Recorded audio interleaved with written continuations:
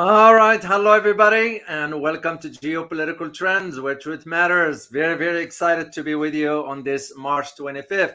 I hope you had a good weekend, a relaxing one. So I did. At least I had to do some yard work, so I cleaned up the whole yard and put fertilizers and all that. Then prepared the garden for the summer so you can plant some veggies. So anyway.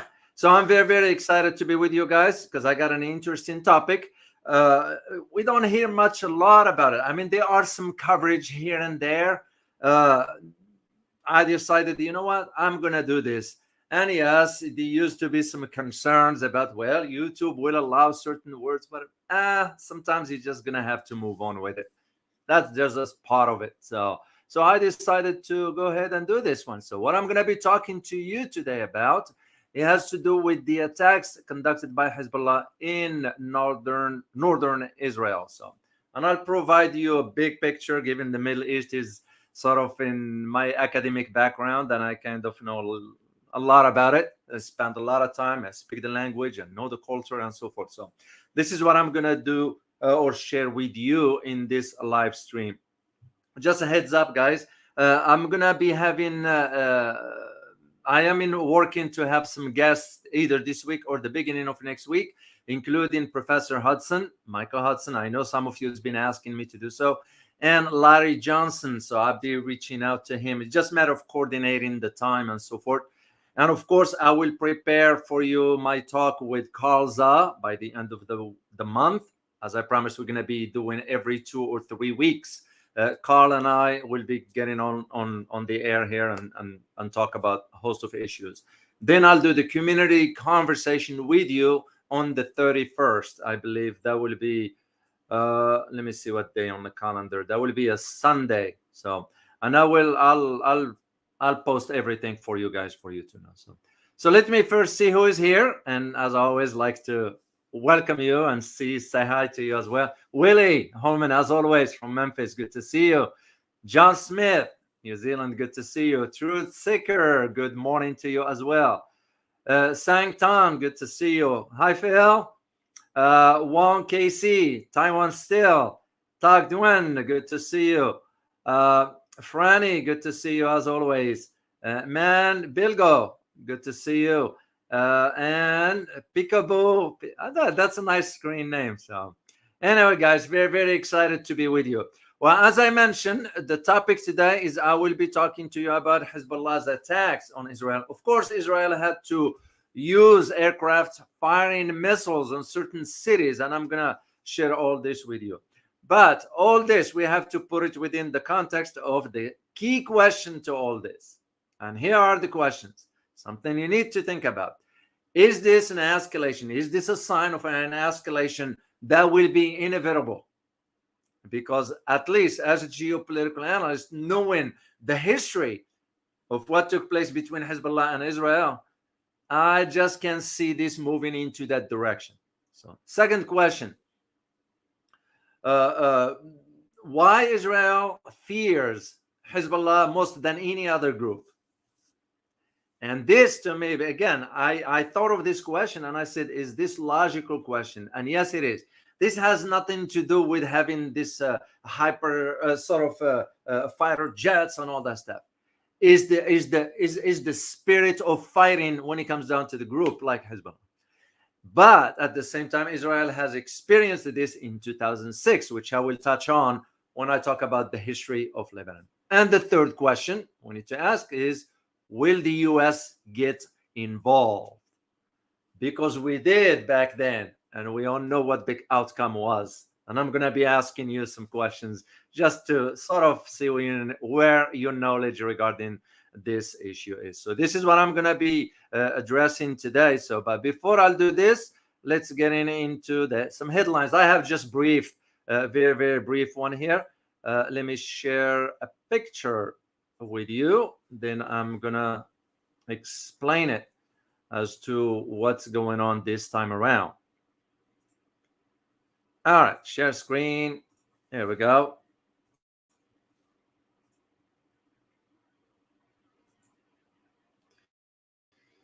Let me. I can't talk. Let me make this bigger for you here. All right, what are we looking at? We're looking at the UN Security Council, which adopted now a ceasefire in Gaza. But don't be fooled, guys. Don't be fooled, because here is what happened. Only a few days ago, the United States vetoed China and Russia proposal. You know, I'm sorry. I reverse this. Russia and China vetoed U.S. proposal. So, and the reason why, it was a trick by the United States, because they wanted to show the world that, see, we provided the proposal, and here it is, China and Russia veto it. Well, Russia and China veto it because the language of the proposal did not go far enough as far as ceasefire. So if Russia and China would have approved it, then they'll say, well, all the permanent members of the Security Council approved it. That means it's fait accompli. Russia and China said, no, we're vetoing this. Now it changed. And this is why now, for the first time, the Security Council adopted the Gaza ceasefire resolution. But there is a caveat. And the caveat is that the US abstained, which means if you abstain, it's still going to move forward. So the United Nations Security Council adopted for the first time a resolution calling for ceasefire in the Gaza Strip after more than 5 months of the war there. So, of course, we know the US is the main supporter of Tel Aviv, refrained from using its veto power. It's because it became a sort of very, very, very ridiculous. That is the only country, the US. It's not a laughing matter. It's pathetic that my country will behave such manner. But at the same time, as a student of history, I can tell you that this is a reflection of what has been going on throughout history. When a power is on its way down, it starts to embark on irrational policies, irrational decisions, and get involved in conflicts and so forth. This is not about strategy. It's about the failure not understanding how to react to the new reality. This is why I see it. So, second topic is regarding Israel. Also, I'm gonna share it with you. Share the picture here. Okay, let's share the picture here of this individual. Here is a foreign minister, I believe. Share screen.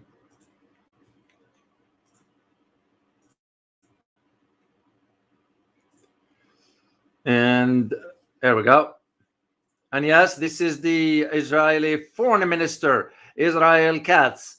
It believes the war will be stopped through direct negotiations. Well, no.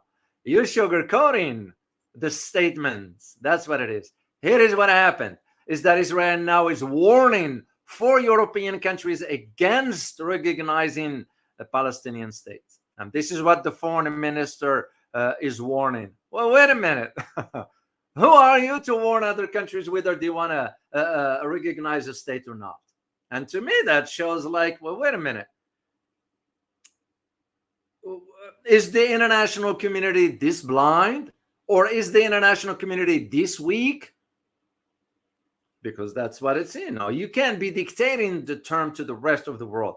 Yeah, that's what the US was doing after World War II, but that era came to an end. It's over.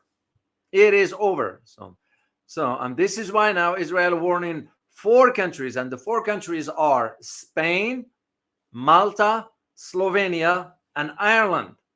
Why? Because those 4 countries have announced their intention to recognize a Palestinian state. I mean, hey, it's their country. They can decide whatever they want based on the policies they want to do. And this is why I don't quite understand the argument for why something like this will be sort of problematic when it comes down to recognizing a state. So that's part of where the problem is. So, all right, let's get into our topic here. First of all, I want to show you this picture of what just happened yesterday. This one, by the way, just happened yesterday. I had to read up on a few other sources to ensure the story collaborates. And of course, because that's just how I do business. You all know how it is. I can't just assume things. So what happened? Well, what happened is that, and by the way, what you're looking at is the mutual shelling by Hezbollah and Israel on the Lebanese border, which has not stopped since last October, by the way. We just don't read much or hear much about it. So, well, what happened is that the Israeli fighter jets launched a raid on the vicinity of the town of Adaish, or Adaish, in southern Lebanon. In return, what Hezbollah ended up doing is targeting of an Israeli position with artillery shells on Sunday morning yesterday, and that's what you're looking at. So Hezbollah's in a statement issued by Hezbollah saying that the fighters targeted Al Jal Alam site. Now, Al Jal Alam site, it's where it targeted that with artillery shells and achieved a direct hit. And also was confirmed by, this is what Hezbollah stated, but also this statement was confirmed by Al Jazeera correspondent who reported that indeed after this attack, the sirens sounded in several Israeli cities in the Upper Galilee on suspicion of infiltrating a march aimed at intensive fight of Israel fighter jets along the borderline with Lebanon. And this is what I'm saying. The question that we asked at the beginning, is the escalation inevitable? What do you guys think? Because I need to know your inputs, because as I always say, by now you know at least what to look for when it comes down to understanding the dynamics of geopolitical aspects. So, in your opinion, do you think an escalation between Israel and Hezbollah is imminent or inevitable? Let me, if you will be kind, please, and type in your answer in the chat box. I'd like to read up your feedback, because that's how I learn about you as well. It's just through communicating here. So, all right, I'm gonna wait till it takes a while for this to show up, and I'll get back to it here. But before I do this, I'm gonna get into geography and history, as we always do. And let me share a screen with you first. John Smith, you see not inevitable. Wonder World, you say 100%. Juan KC, you say yes. Franny, you say, I think it's unavoidable, but only because the Israeli government won't allow for an actual political solution. Valid arguments, guys. And I am leaning towards that the escalation will keep going because here's the thing. Hezbollah will not back down. Israel will not back down. So, but Israel also had sort of a bad experience, especially what took place in 2006. And I'm going to touch on this after I'll talk about geography. So let me share the screen with you regarding the map, which I always give my credit to the World Atlas map, because that's where I always get the maps. They're just clear picture, and just for you to see, at least to put things in perspective, geographically speaking. And I'm going to be sliding this up in the phone. So here is Lebanon here. So Lebanon, known as the Republic of Lebanon, Al-Jumhuriya Lubnaniya, or in French, because French language is a major language in Lebanon, known as La République de Libanaise. So Lebanon is a small Middle Eastern nation, or Western Asia, that is. So we go with both terms. Situated on the eastern coast of the Mediterranean Sea in Western Asia. So funny how even a historical record or geographical record, they'll mention both terms, Middle East and West Asia. So if you look at the map, as you are looking there, this is what you're looking on the left side of Beirut. That's the Mediterranean Sea. So that's what you're looking at. So it is located in the northern and eastern hemispheres of the earth. Lebanon borders has, of course, land borders with two main countries. It bounded in the northern and eastern parts by Syria, in the southern part by Israel, in the western part by the Mediterranean Sea. And the country, meaning Lebanon, that is, shares its maritime borders with which country does it share its maritime borders? That's a question for you guys. A little geography. Which country does Lebanon shares its maritime borders besides the countries that I mentioned, which they don't have borders there as far as maritime? It's a key question. Let me see. Aziz, Israel. Yes, but not on the maritime. That's the key word, maritime. Because if you look at on the map, you look at right here. That's Damascus, which is Syria on the south. You look, if you go all the way here, this is the Golan Height, Israel here. I'm looking at the maritime aspects of it. Israel to a degree, but there is another country. There is another country that is known that shares its maritime with not Yemen, no, not Turkey, not Palestine, not Iraq, no. You guys went too far. Okay, let's see. One more try. John Gelia Jones, Syria. Yeah, Syria, but not the maritime aspects of it. There's one specific. Oh, you got it, Nate. Nate Gray, you got it. Cyprus. It is Cyprus, and this is why now you're seeing demonstrations in. Actually, there are demonstrations in Greece, and I did post this for you guys in the. Where did I put it for you? In the community. Yeah, let me share it with you quickly here so you can see it.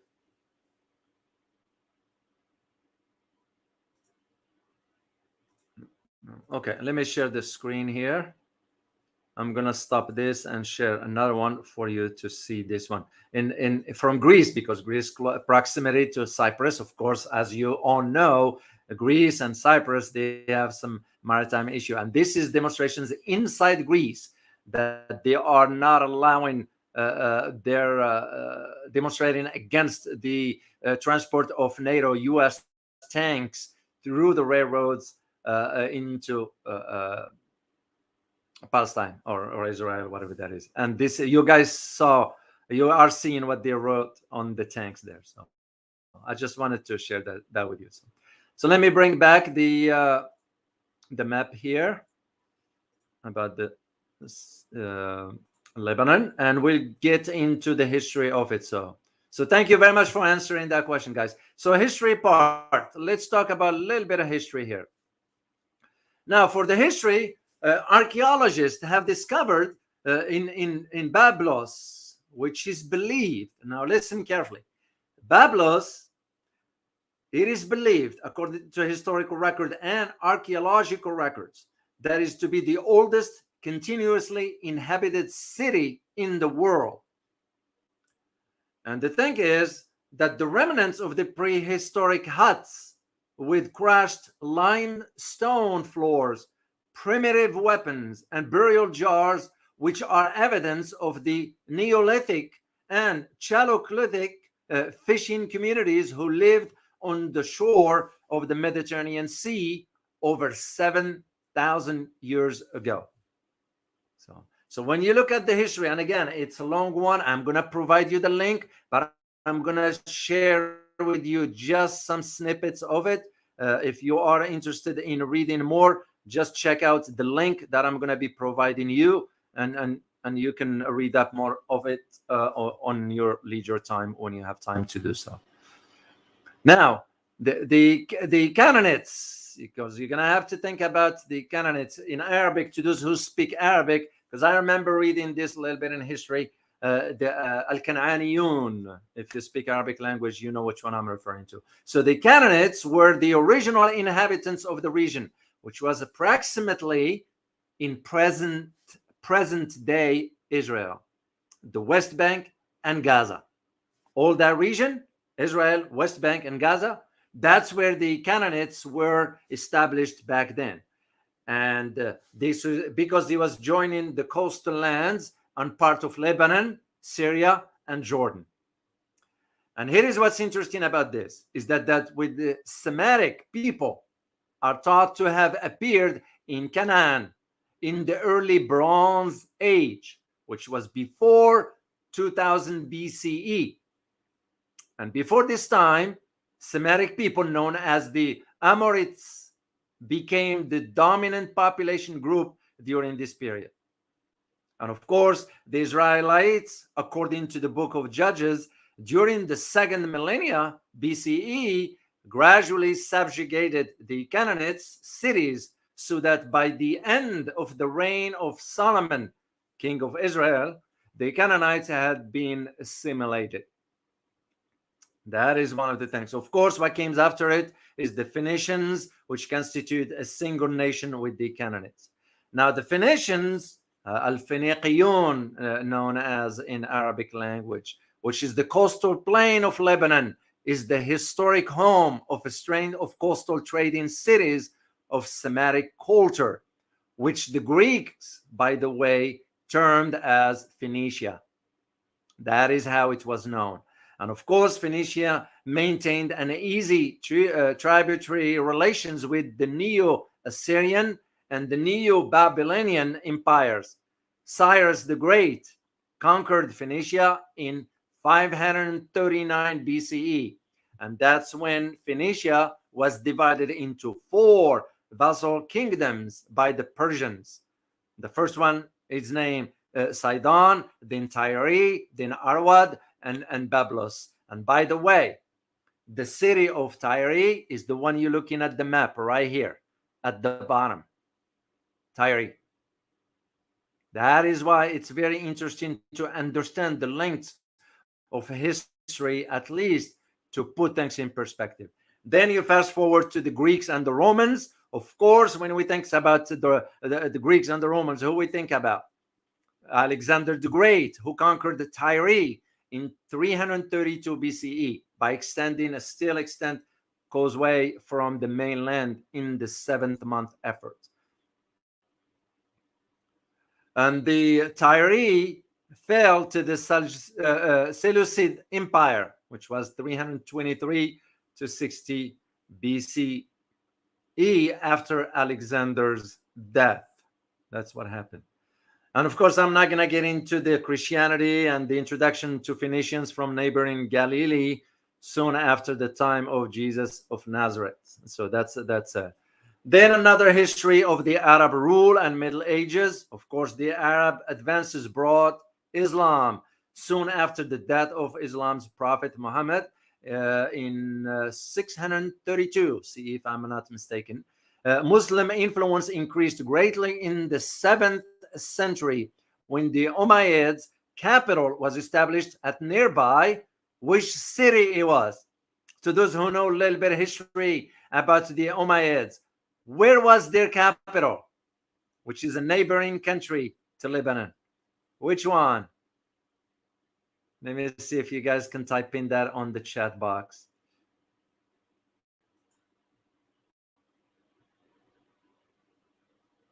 Baghdad, no. Good try. Good try, Chase. Not Baghdad. Good try. Another country that Lebanon has a close relationship with. Syria, you got it. Which city exactly? Does anybody know? The city. You guys got it. The country is right. I'm looking for the city specific.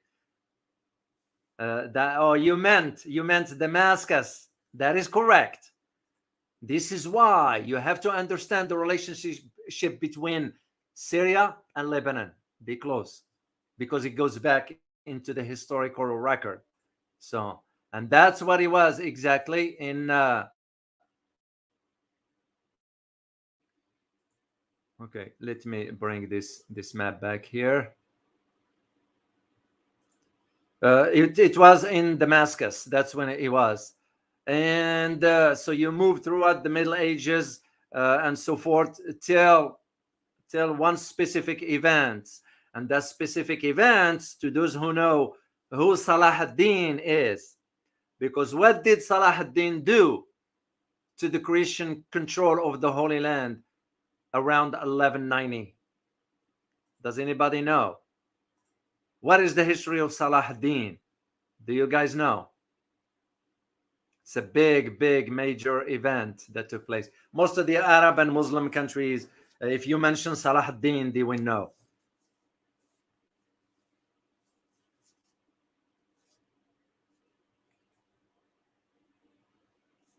Yeah, Salah ad-Din is the one who defeated the Christians and freed Jerusalem at that time. So that's the one who controls the. And this is why. Here is one thing I need you guys to understand, because it's not very, very clear to many. When we think about Jerusalem, which is a very, very important city, to whom? Can you guys type in to whom this city is very important from a religious aspect? Let me see your answer here, because okay, Palestine is one. I'm talking religions here, not the country. Religions. That is correct. Arkel Taros, the Salah ad-Din defeated the Christians. Okay, the Christians, that's one. You got it, Q7E. The Christians, the Muslims, and the Jews. This is why the importance of what happened to at least the Christians. And this is why the idea of when the Jewish community or Israeli, the Jewish religion, whatever, thinking, well, Jerusalem is only theirs. I have to challenge that notion. Same thing with Muslims when they agree, when they say that, oh, Jerusalem, Al-Quds, that is, it's only for Muslims. Now, hold on a second. Just because the Prophet ascended to heaven from Jerusalem, what about the Christians? Because this is when Salah ad-Din defeated the Christians at that time. I just wanted to highlight this to you because during 1190, when he defeated the Christians, the Crusader states in Lebanon and Syria were better defended after that time. Then what comes after that is the Mamluks and the Ottomans, and I'm not going to get too much into this. One thing that I need to highlight to you is that, of course, as you know, the Ottoman Empire's rules for how long? How long was the ruling of the Ottoman Empire? If you can type in a chat box. And again, guys, all this is just for us to learn from each other, no more, no less. And I just want to share this stuff with you. So, and it kind of brings memory back to me and when I was teaching at the university, because that's how I will interact with my students. Because as you know, students will get bored if you just stand in and talk and all that. 1,000 years, no, that's too much. It was 400 years, Q7E. You got it. 4 centuries or 400 years. And that's what they're linked for. But their role during that time was very, very important. That's why it's important to understand. Lebanon is an interesting country. Of course, like the rest of other countries, but Lebanon, it's so the history of so many. And when you think about the Mamluks and the Ottomans, it's because you have to think about it from this particular aspect. Well, because here's the thing. Lebanon was later contested between Muslim rulers until the Ottoman Empire solidified the authority over the Eastern Mediterranean. Because remember, the Ottoman Empire extended all the way to where? Do you guys know? As far as east. I'm going towards Europe. As far as where? Let me see if you guys can type in, because that's where my ancestors came from. Yeah. Old Turkey. Yeah, but towards where? Which country? Spain. You got it, Maria. Spain. All the way to Andalusia and Sevilla. That's where my ancestors are from. Way back, and they had to flee after the conquest. So yeah, Bulgaria was part of that as well. But we're talking about all the way to Spain. And this is for you to understand, guys, the link. This is why it's important. So all the way to the Mediterranean. This is why Ottoman Empire controlled was uncontested. That's the key word during the early modern period. But the Lebanese coast became important for its contacts and trades with Venice and other Italian city-states. Lebanon was part of the Ottoman Empire for over 400 years in a region known as the Greater Syria until 1916. So fast forward after this to the French Mandate. This is very important for you to understand French role inside that part of the world. Very, very, very crucial. Of course, a lot of people do not know in Lebanon, there are so many sects. You know, you have the Druze, the Maronites, the Alawis, the Shiites, the Sunnis, the Maronites. There are so many, you know, and this is why in Lebanon now, when you look at, for example, the mountainous territory of Mount Lebanon has long been a shelter way back for minority and persecuted groups, including its historic Maronite Christians, majority along with the Druze and local Shia Muslims. And it was autonomous Maronite region of the empire, of the Ottoman Empire at that time. This is why it's important. Now, for France, of course, has become part of Lebanon became part of the French Mandate as part of the French mandates of Syria. Syria and Lebanon were one back then during World War I. And on September 1st, 1920, France formed the state of Greater Lebanon as one of the several ethnic enclaves with Syria. This is where that links still till today between Syria and Lebanon. And this is what I want you to know. A lot of people in the West have no clue as to why Syria and Lebanon are together. This is why.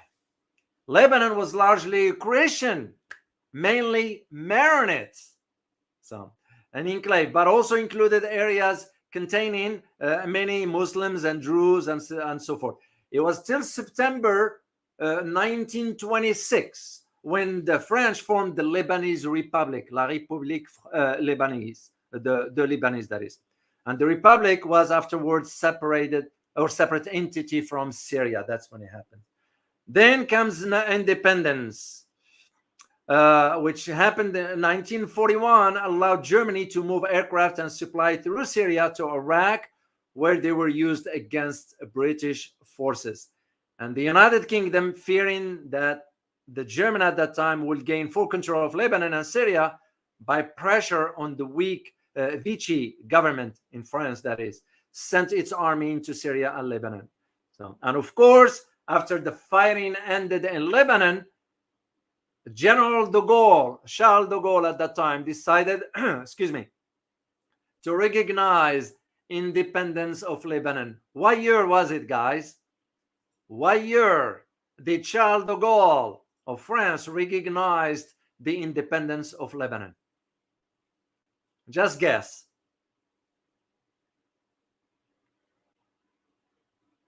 The answer, Franny, yes, Lebanon was a part of France along with Syria at that time. So what year was it? What year did Charles de Gaulle recognize the independence of Lebanon? In the 60s. No, John Smithen. Before that, Arkal. After that, Truth Seeker. Remember, 1940s. 1943, Shannon. Now, 1946. 1946. That's when Charles de Gaulle recognized Lebanon, announced Lebanon will become, I'm sorry, 1941, not 46, 41. That's when Charles de Gaulle recognized it by saying, well, Lebanon now become independent under, but here is the key, it was under the authority of a free French government. So sort of they maintain. Fast forward to 1948, that's when what happened in 1948, the first war, 1948. You guys should know this because I did mention it in one of the videos. I did mention it. 1948, the first war. Between whom? Which what we are witnessing today in the Middle East. And again, all this, guys, is just for us to learn from each other. 1948. Suez crisis. It was before. Suez crisis was in the 50s. Arab-Israeli conflict. That is correct. It was the War of 1948, the first one. 5 years after gaining independence, Lebanon joined its fellow Arab states and invaded Israel during 1948 in the Arab-Israeli War. That was the first one. So, of course, it took over the logistic support of the Arab Liberation Army, after which it found itself cut off from its bases in Syria. So, and of course, Lebanon accepted an armistice with Israel on March 1949, by which Lebanese-Israeli border remained closed by quiet until after the Six-Day War. What year was the Six-Day War between Arab and Israel? Six-Day War, remember, Six-Day War. What year was it?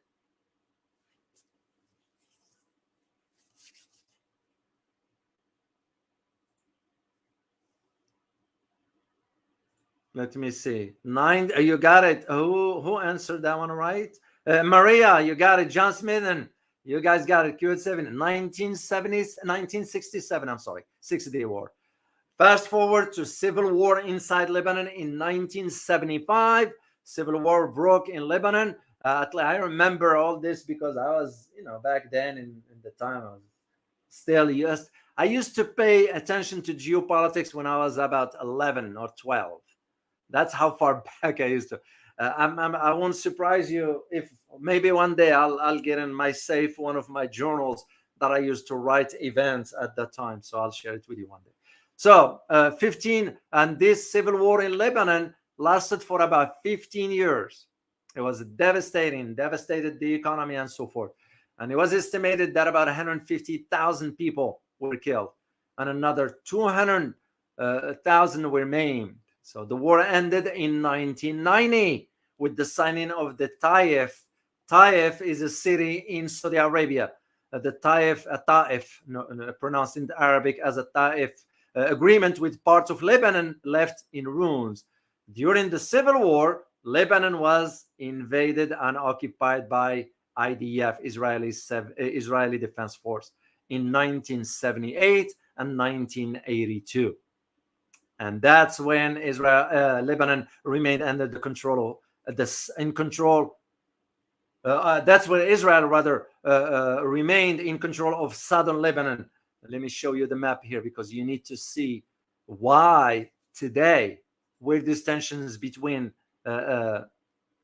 Israel and Hezbollah is taking place in southern Lebanon, northern Israel, because the assumption was always Israel is in control of southern Lebanon.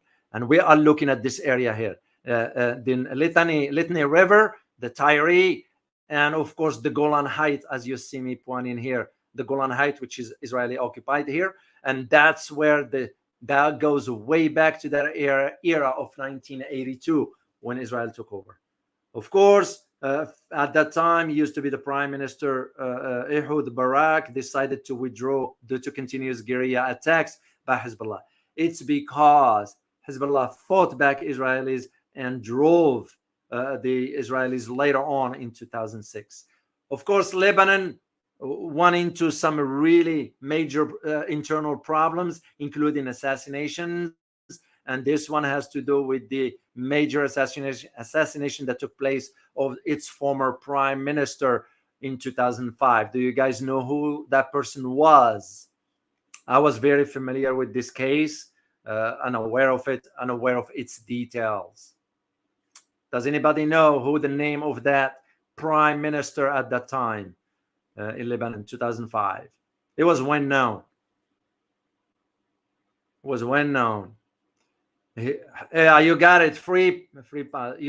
You got it. Rafiq Hariri, that is correct. And his son, Saad al-Hariri, took over the Lebanese government later on. And there was some tensions and so forth. But the problem is not about that. The issue for you to understand is that when the United Nations Security Council unanimously adopted the resolution 1595 in 2005, which called for an investigation into the assassination of Rafiq Hariri, the findings of the investigation were officially published on October 2005.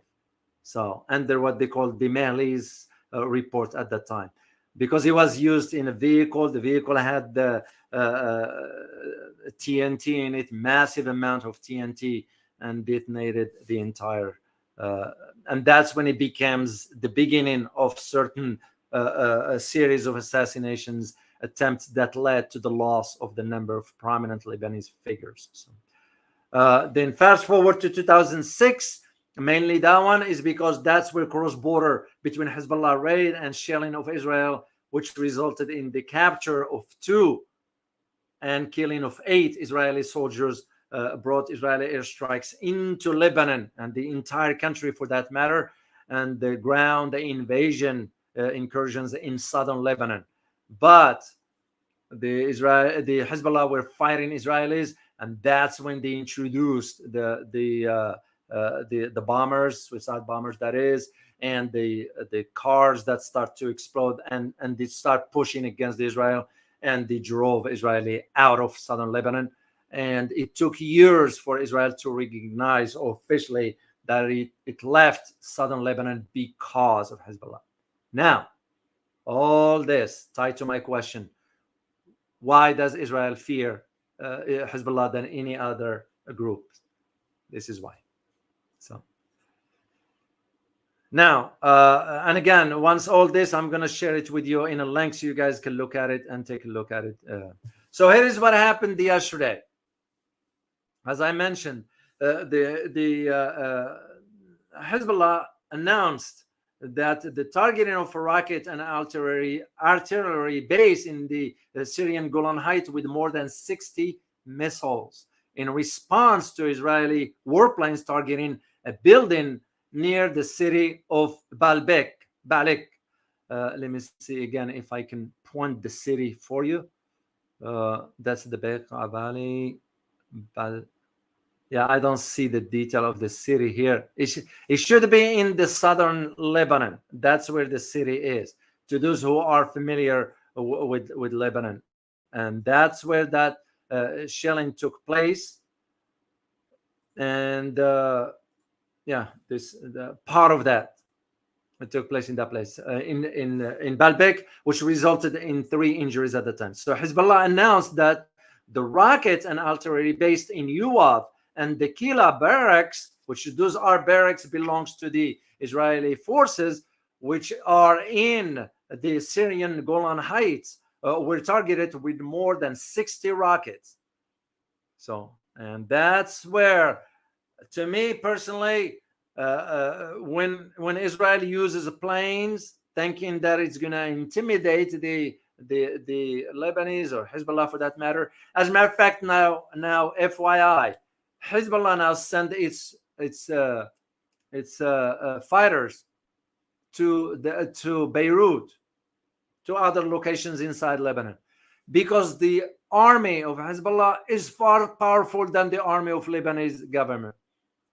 You know, that's just one thing we don't hear much about it. So, and again, this is why Israel will have to think, and because Hezbollah targeted the barracks that where the soldiers, Israeli soldiers, just came back from Gaza. That's what I'm saying. All this was calculated by Hezbollah to attack those particular locations. And this is where the force that belongs to IDF, Israeli Defense Force, is the brigade called Golani. The Golani force was training in that location and just returned from the Gaza Strip, you know.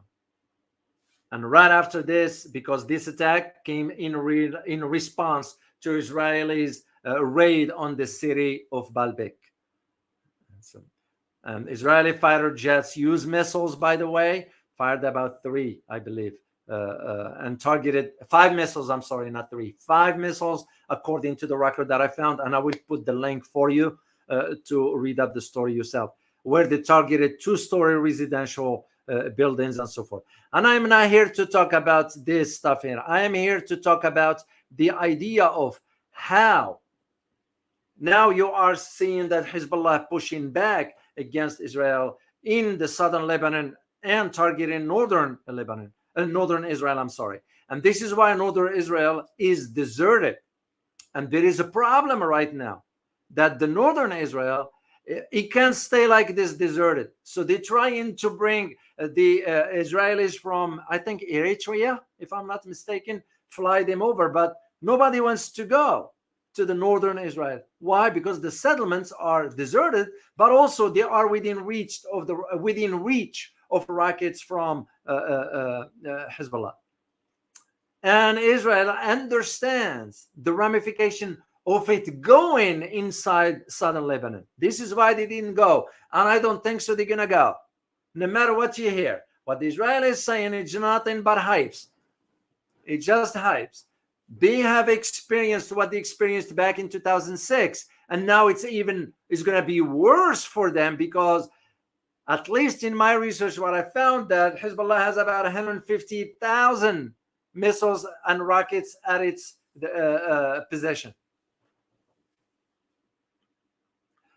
Israel will not want to take chance, because here is the reason they will not want to take chance. Because within this 150,000 missiles, and I do not know specifically what types of missiles, I do know that majority is for short range distance, which means will be within reach to northern where the settlements. Now, it will be naive of us to think that this type of concentration of 150 missiles will not have the ones that can reach all the way to Tel Aviv, that can reach all the way to other cities. It will be naive for us to think, oh no, there is no way they will have that. And this is, in my opinion, as an analyst, why I don't think so Israel willing to take the risk by going and going into southern Lebanon, because that is exactly how their defeat happened back then in 2006 when they were drove out by Hezbollah. It wasn't the Lebanese government, because the Lebanese government is so weak. And I tell you this because of the ethnic tensions that exist. Hezbollah, it is part of the government, but Hezbollah made the decision to maintain its own army, its own forces, because they know Lebanon government is kind of not up to the task anyway. And this is where I see the long-term strategy, because here is the key that you need to understand. This is just a hypothetical question or statement, should Israel goes into southern Lebanon, Hezbollah, pardon me, will be dealing with that, but Israel will have to allocate all its forces to that part of the country that's going to become vulnerable in other parts within, for example, in Gaza or some other parts, West Bank, whatever that might be. Why? Because you got another group in Yemen that could find it convenient and start attacking Israel from the other direction. Because Israel won't be able to maintain two fronts. It's the same arguments can be made about us, the United States. We cannot fight two-front wars, main ones. There is no way. We couldn't even fight one. Straightforward. And to those who say, I read the reports of the Pentagon assessments, and so we have a ready force, whatever. No, it's a lie. Let's come on. Come on, people. Stop lying. We don't. Even the mindset of soldiers now, gone those days when some of us back then, it was a different reason. And even back then, it was a reason for being in the military. Yeah, of course, I understand every country has to maintain a military presence. But for where it is today, let alone fighting, ain't gonna, let alone fighting two-front wars, we can't afford it. We can't do it. We couldn't even deal with groups in some other parts of the world, like Iraq or Afghanistan or Syria, whatever, some other parts. We couldn't do it. What makes us think that we could is the same argument I make in the case of Israel, being able to say, well, we can fight two fronts, one in southern Lebanon and the other one in Gaza and all that stuff. No, they can't. They can't. They are decimated already psychologically. There is no You're looking now at the fighters inside the IDF, they are demoralized. So it's just the idea how it is. And this is why Hezbollah is pushing back and going to be intimidated by fighter jets and so forth. Now, there is one thing I believe, and again, this is me thinking outside the box. What Hezbollah does not want to show, doesn't want to show is military capabilities. What am I referring to here? I am referring to certain type of systems. For example, if Israel will fly a jet, can Hezbollah take down that jet? Well, it's not a secret. Hezbollah gets its weapons from Iran. But also Hezbollah produces some of its own, to a degree. Some advanced ones, like, to target a jets, whatever. No, you need something very advanced to that. Could it be that Hezbollah didn't want to do that to show that saving this for when it needs to? Possibly not. It's just me thinking outside the box of the possibility of something like this. And this is why Israel will have to think twice. And I believe they are not going into southern Lebanon, despite what Netanyahu is saying, we're going to need to. No, there is no way. Because the military generals inside Israel are saying, what are you talking about? They cannot afford it. Psychologically, but also tactically, they can do it. And this is where I see that change happening. And that's why the Hezbollah is pushing back and going forward with it. So it tells me if Hezbollah is targeting the barracks, that means you have to have some very precise type of artillery that you are using to target those, let alone the accuracy of it, because those are a direct hit. And it becomes just clear as to where this is going. That's just how I see it. So now, to answer the third question, will the US get involved? And that's question for you guys. What do you think? Hypothetically, should Israel go into southern Lebanon, will the United States get involved openly? I know there are US special ops, whatever, involved now. Same thing as France. I'm talking about openly. What do you think? Let me see. Atin Wu, good to see you. You wrote, hello, David. Finally, I'm able to join you live. Yeah, good to see you, Atin Wu. And thank you for your continued support. Really appreciate it. Freeborn, Chamza, you said no. Okay. USS Liberty, that is correct. If only people know the history of it. USS Liberty. Yeah. So what do you guys think? The US will go? Yes, because US and Israel are joined in the hip. That is correct. But this one, are you sure it's not Israel, but Lebanon?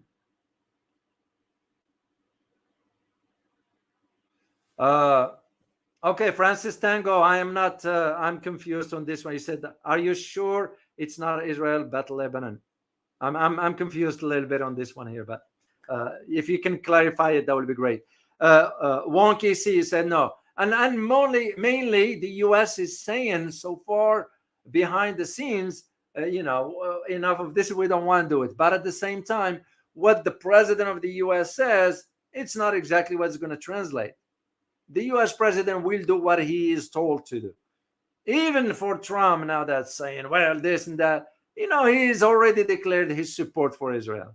That's why I'm saying, but there's no Republicans and Democrats, two faces of the same coin. There are no leadership in American political system left. So that's the way I see it. So even if the US gets involved, mainly it will be on a level of some special ops behind closed doors and that, or it might be on the level of advisements per se. That's about it. That's about it. Open Americans won't even like it, but what will Americans do? What can we do? So till American people wake up, become educated and informed and understand, nothing's going to change. The same will remain. That's how I see it. So and that's why I asked the question: will the U.S. gets involved? But the U.S. also remember its history, what happened in Beirut when the barracks were targeted, and a lot of Marines died in that attack. It's because we were in the middle, not understanding the dynamics of the society in Lebanon. As I said, with 17 sects, different religions, different ideologies, different this, different that. We couldn't understand that. We thought they're just going to show up with our American flag and thinking that the Lebanese will bow to us, whatever. Well, that was a mistake. And that's why they put the truck and blew up the whole barracks. Kobar Tower, if you all remember that one back then.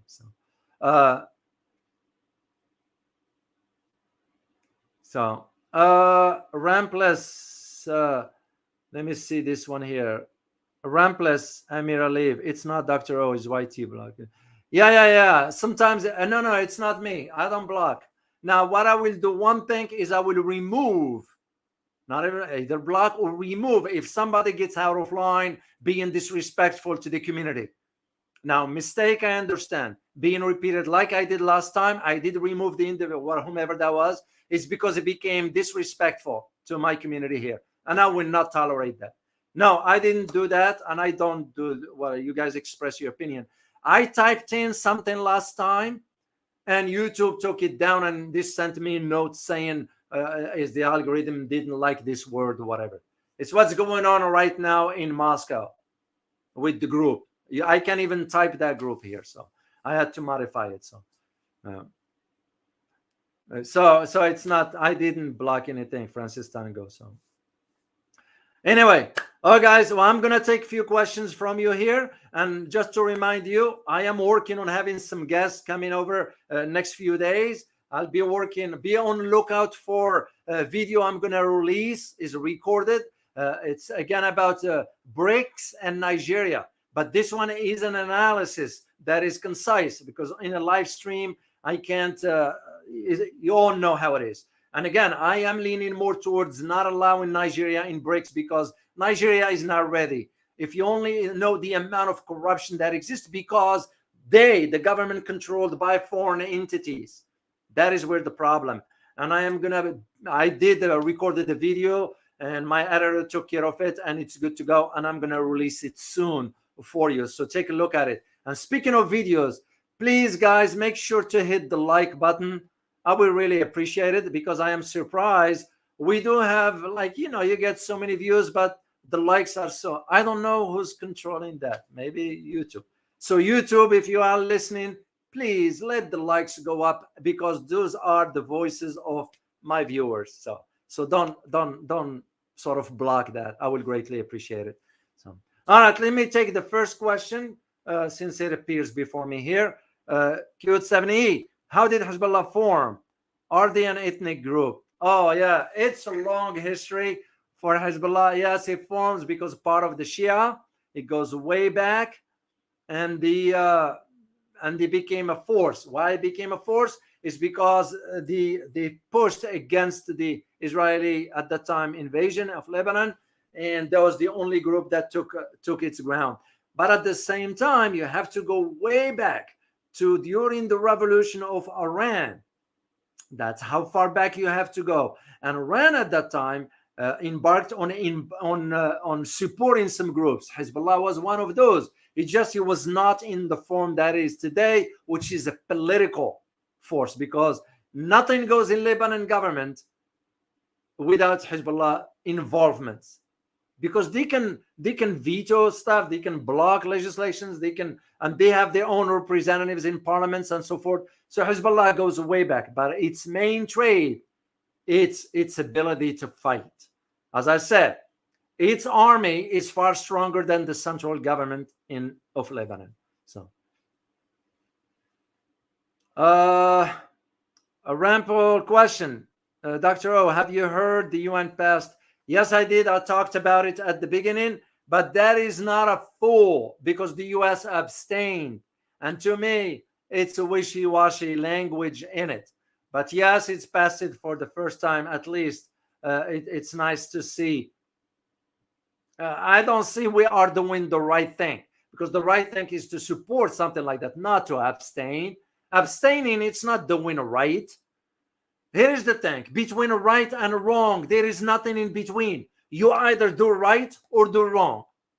There is no ifs and buts. That's the way I see it. So,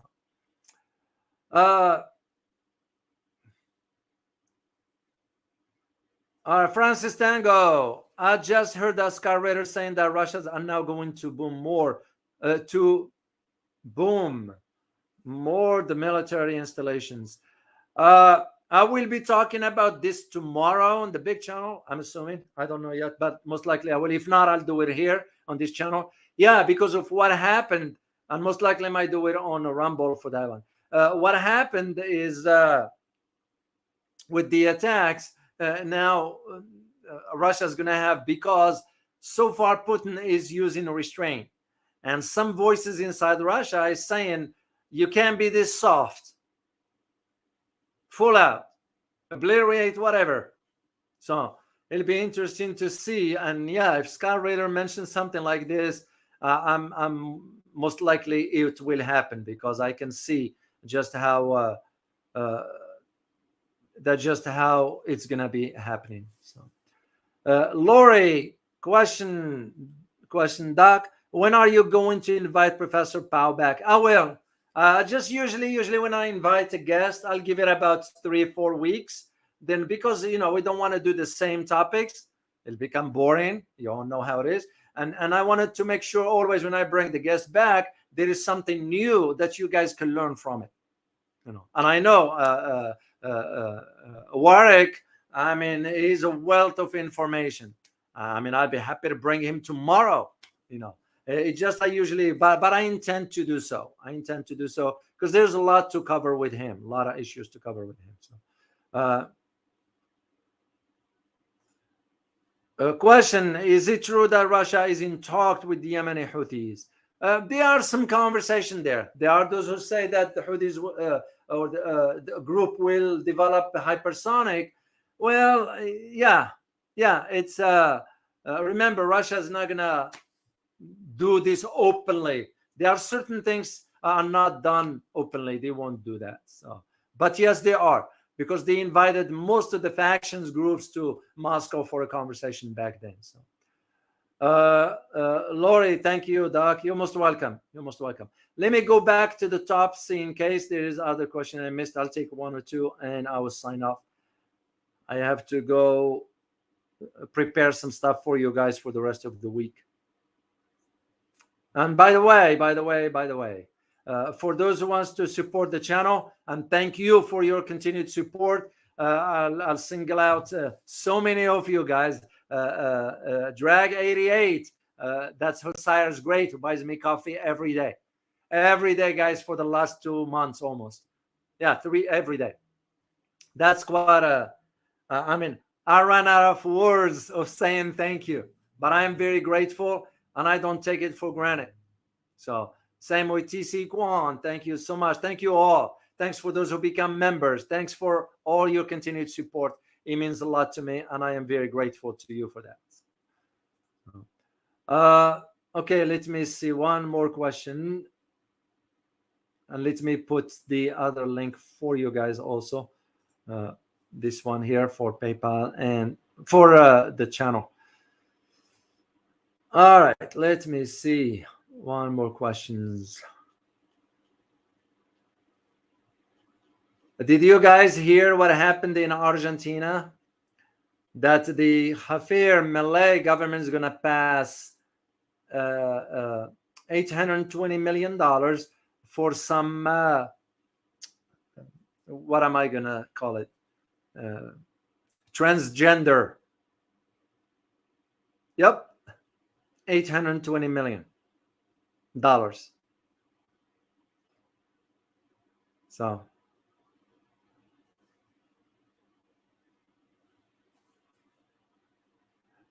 Chanel, can you talk about? Yes, I intend to do it tomorrow on the other channel. If not, I'll do it here. So I will. It's just I need to gather my own. I've already looked into who the individuals were and where they came from and so forth. So I'm very, very familiar with that. So, question. In the same way, BRICS came into its own after the SMO. It seems that the axis of resistance has come to its own after October. What role will this play in the future of geopolitics? A major one, because it influenced the trajectory of where things are headed. Now, you think about it this way, from a geopolitical aspect, any government will have some calculations like what we did regarding the Ukraine, and the calculations we had, geopolitical one that is, and that backfiring. Now you're seeing more countries being sunk into a hole, like Finland being now a NATO member. It's basically dug its own hole, like Sweden, like Germany being deindustrialized, like a whole Europe being sucked into now massive energy bills and unemployment and all this. The same thing happen with this, because what is going to be happening is that this access of, and I'm not going to use the term here because you know why, but this access is going to now become sort of the symbol by which we don't need to have an aircraft carrier, we don't need to have whatever, we still can fight the so-called major powers. This is what it's going to be. So it's going to change the trajectory moving forward. OMC, question, do you not support Egypt in BRICS? I do to a degree, but Egypt is, I'm sure you heard that the IMF, the EU now is willing to give Egypt $8 billion. You know why?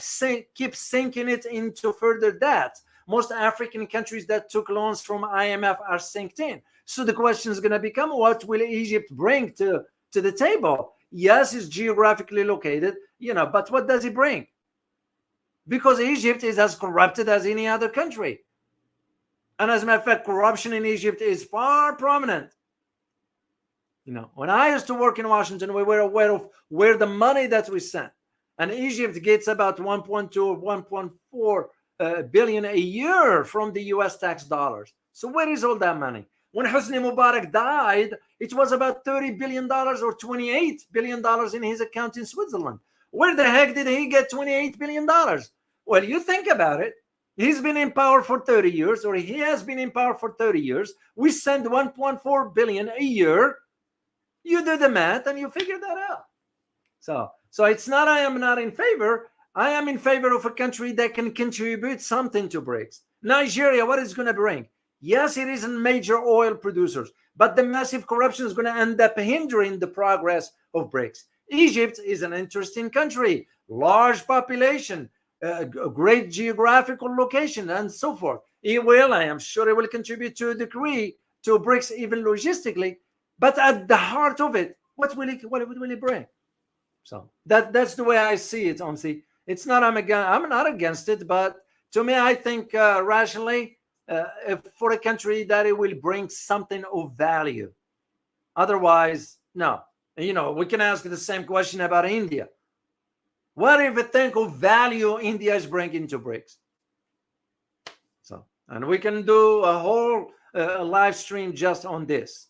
So anyway, guys, I am going to sign off here. I hope you find this very informative, and I look forward to seeing you tomorrow on the other channel. And if not, I'll see you here on Wednesday. And I look forward to seeing you next time. As always, remember, geopolitics impact your daily life in more ways than one. Till next time, bye-bye.